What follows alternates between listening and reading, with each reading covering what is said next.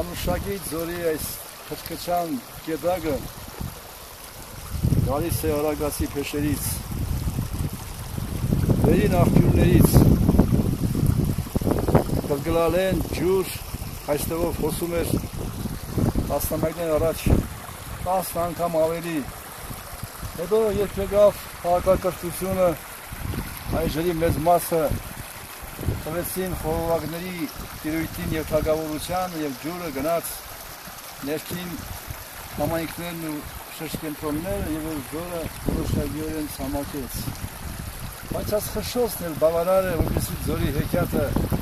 շարունակական լինի։ Այս խշշոցն էլ բավարար է, որ ձորն իր զրույցը պահպանի, որ այս ձորը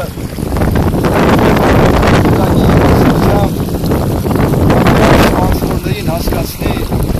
որ հնության մեջ միշտ զարթոնք է, ձմեռ համար խոյգարուն միևնույն է, հնությունը իր զարթոնքի ծեսը հավերժական ընթացքի մեջ է պահում։ Ու մենք այսօր ուխտավորներին նման եկանք Մանուշակի ձոր, ուխտյալների թիրով ու կարոդով անցրեցինք այս ձորի քարակներին, այս ջրերին, ծաղիկներ տեսանք, զգացին ձորի խորտացությունը իր լռության մեջ, ապրեցին մեր կյանքի ևս մի օրոր, որը մենք ստացել էինք մայրական նորոնոսային երկերի հետ միասին, մեր մեջ խտացված մայրական աղոթքներ կան, մեր մեջ խտացված մայրական քնքշանքներ կան դեռ օրորոցից, հիմա եկել ենք այս օրորոցում, որպեսզի մեր մայրերի օրորոցայինը հիշենք, թե նրանք ինչպես մեր բախտիկ ճամփան հարթեցին, ինչպես այս գետակն է իր բախտիկ ճամփան հարթում,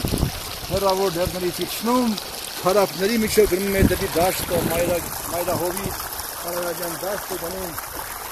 դա էլ ինչ ճակատագրի տերն է։ Ամեն բան այս ձորում, այս աշխարհում իր ճակատագիրն ունի, ամեն բան իր ճակատագրի տերն ունի, եւ այս ձորի ճակատագիրը, այս ձորի լռության, ձորի հավերժության մեջ է, ու մենք այսօր գրանցվեցինք այդ հավերժությանը։ Շնորհակալություն օրվա համար, այս գարնան օրվա համար, ապրիլյան օրվա համար, թեև տխուր ապրիլյան ամսի մեջ, բայց կա երանավետ ապրելու ցանկություն մեր անցած գնացածների, երազանքներից մի ծաղիկ, մի օրոր, մի կանչ, մի հուշ բերելու այստեղ, որպեսզի նրանք էլ մեզ հետ միասին կենսական հմայքով այս քարերի լեցուն առավոտների խշխշուն գեղեցկությունն հասկանան ու զգան, որ իմանան, որ մեր արյան կանչով ապրում են, որ մեր փոխանցումով դեռ պիտի ապրեն այս ձորերի նման, այս հոսող հավերժական գետակի լուսեղեն ելևէջներով։